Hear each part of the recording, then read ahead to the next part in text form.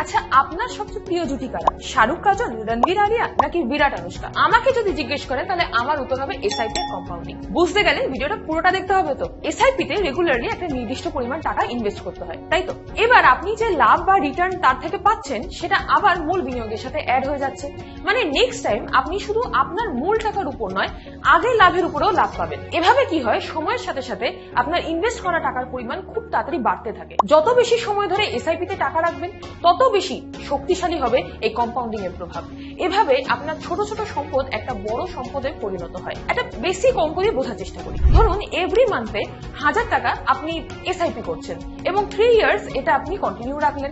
এবার yearly return যদি 12% হয় তাহলে আপনার এই 36,000 টাকা 3 বছর পর হয়ে যাবে অ্যাপ্রক্স 43,000 টাকা, মানে 7,000 টাকা বেশি। এটাই তো ম্যাজিক কম্পাউন্ডিং এর। এবার বুঝলেন কেন এসআইপি আর কম্পাউন্ডিং আমার ফেভারিট জুটি? তবে আমার ফেভারিট কিন্তু আপনারাও। তাই আমার সাথে জুড়ে থাকার জন্য চ্যানেলটি সাবস্ক্রাইব করতে ভুলবেন না প্লিজ।